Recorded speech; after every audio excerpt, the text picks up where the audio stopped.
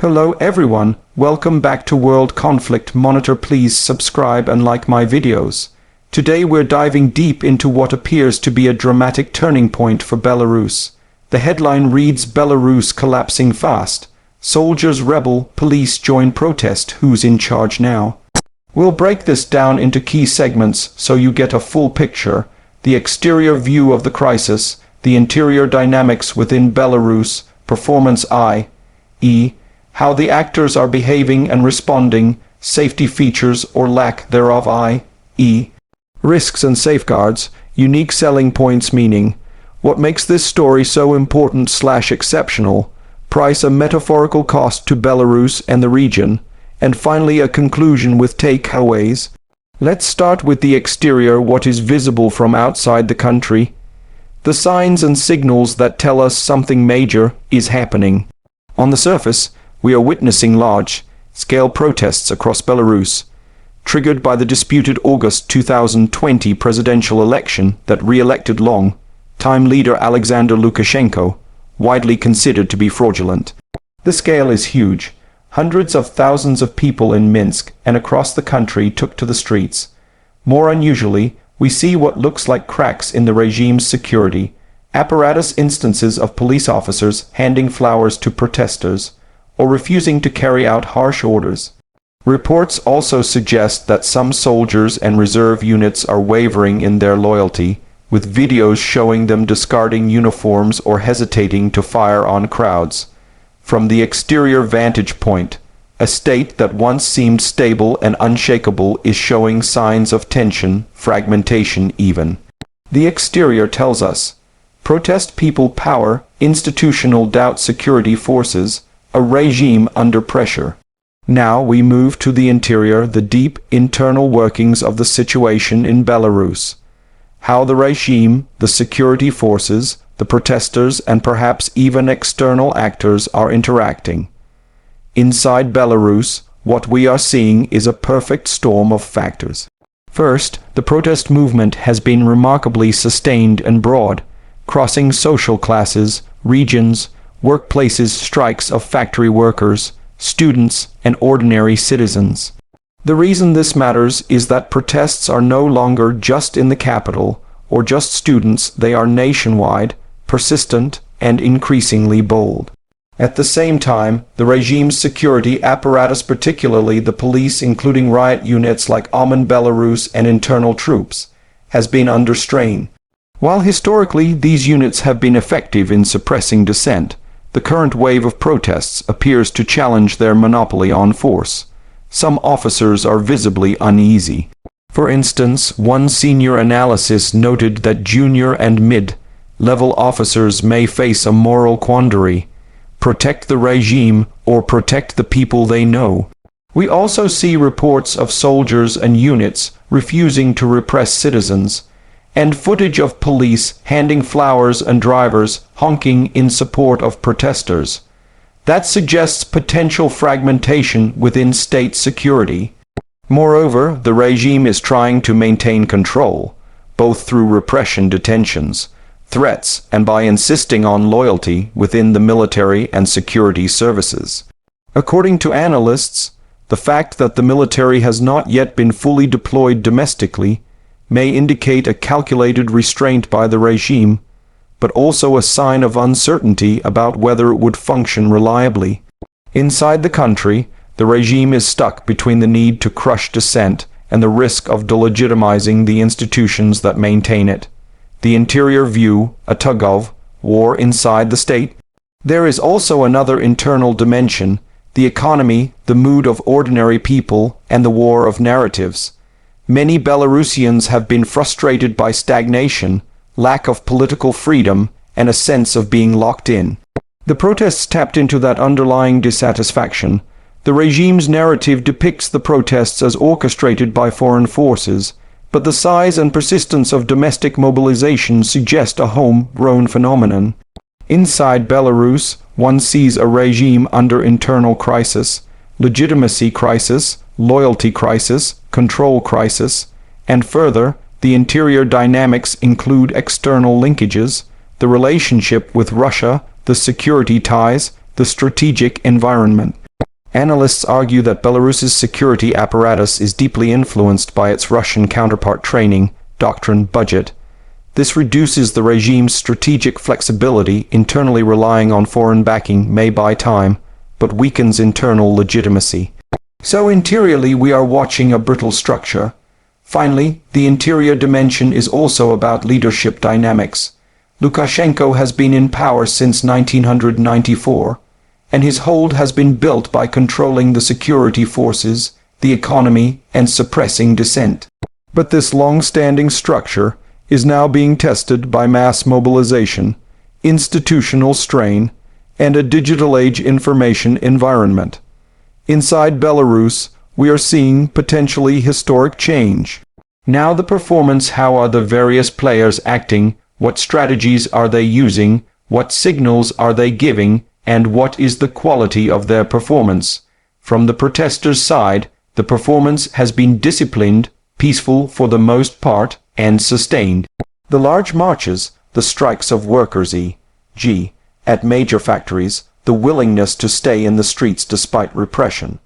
It suggests the protest movement is operating with a degree of organization and conviction. There is also performance in the use of social media, open source footage, videos of police or soldiers defecting or refusing orders. These performances matter because they alter perceptions of the regime's monopoly on force. From the regime side, the performance is both combative and reactive. It still uses repression, detentions, beatings, internet blackouts to try to maintain control. But the performance also includes attempts to show normalcy, to maintain institutions, to signal loyalty among security forces. For example, the defense minister reportedly reaffirmed regime loyalty. But performance-wise, the signs of wavering loyalty in parts of the security forces weaken that position. The performance of soldiers lowering their shields for protesters or refusing to crack down is symbolically huge. The quality of the performance suggests that the regime is no longer acting with confidence, it is acting defensively. Another performance dimension is messaging and propaganda, the regime blaming foreign agents and external interference, the protesters emphasizing "we are the people," and "enough is enough." These are performances of legitimacy struggle, and performance also includes international optics, how outside media cover it, how foreign governments react, though we won't dive too heavily into that here. The performance tells us the actors are engaged in more than brute force. There is symbolism, theater, messaging, and signals. That makes the situation not only physically tense, but also narrative dense. Next, safety features, or rather, risk features. What safeguards exist? What are the dangers for Belarus, the people, the region? On the risk side, domestic violence and repression are clearly major dangers. Arrests, injuries, missing persons during the protests have been documented. The safety of civilians, protesters, and even some security personnel is at risk. The loyalty of security forces being shaken means unpredictable behavior if forces fragment. There is risk of internal conflict, perhaps armed clashes, even civil war-like scenarios. Another risk, long-term institutional damage. If security forces lose cohesion or legitimacy, the state's capacity to govern and maintain order may collapse or degrade.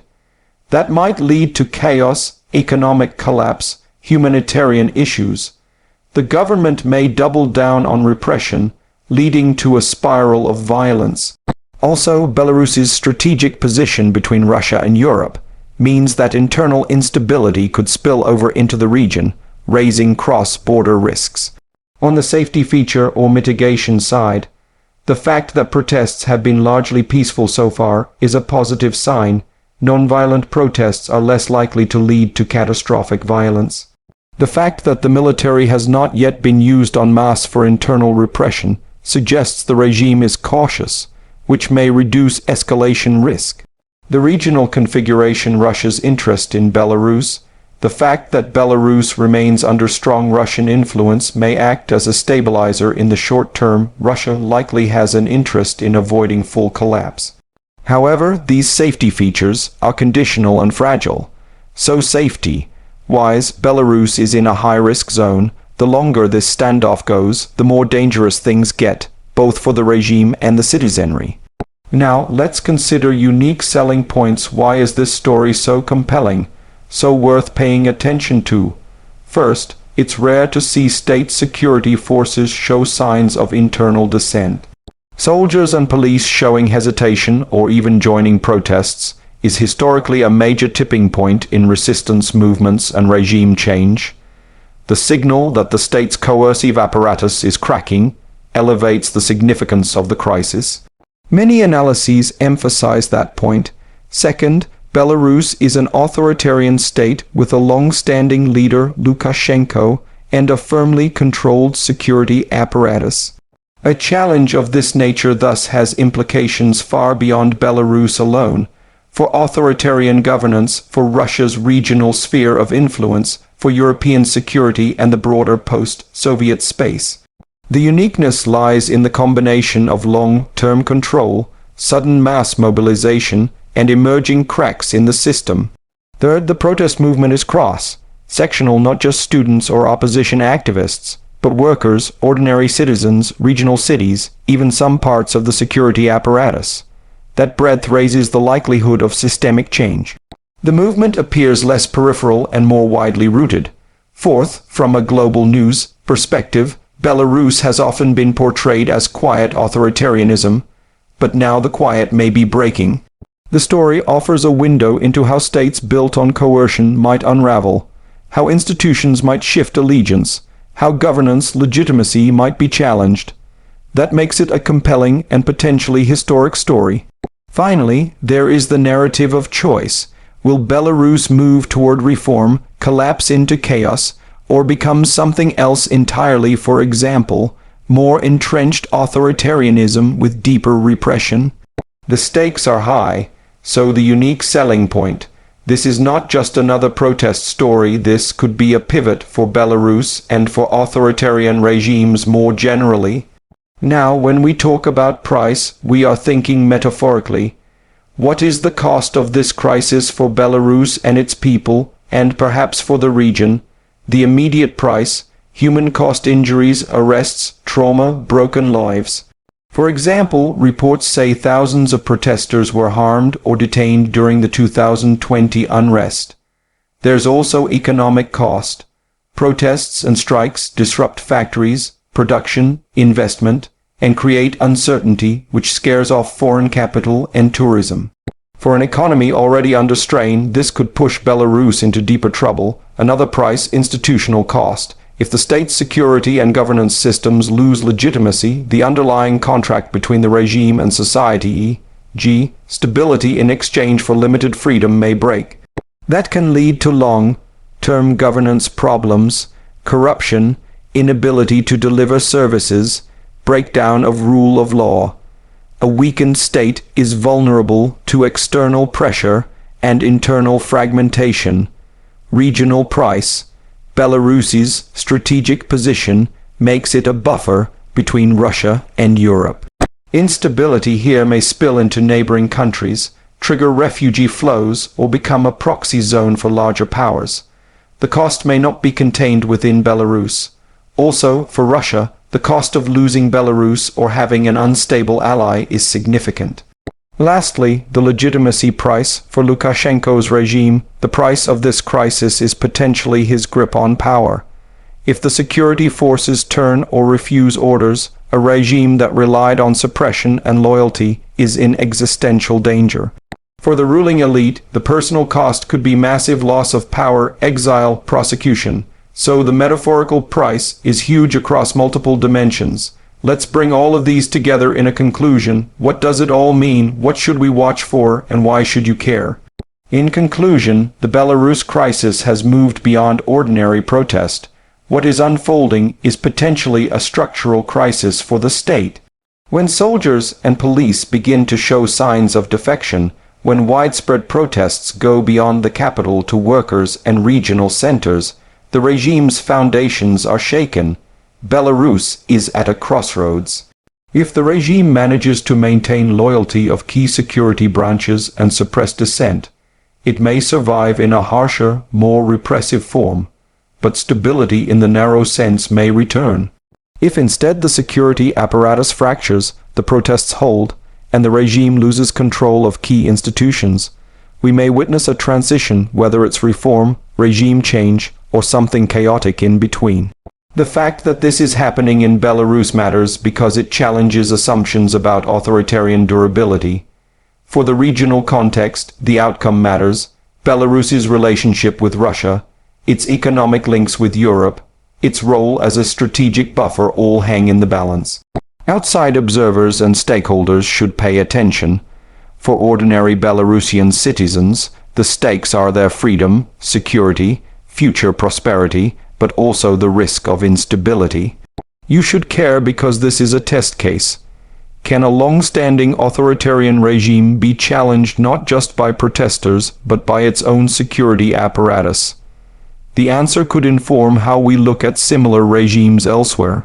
For World Conflict Monitor, this is one of those moments where we see the interplay of protest, power, institution, and state building. So stay tuned. Watch for key indicators. Does the military get deployed?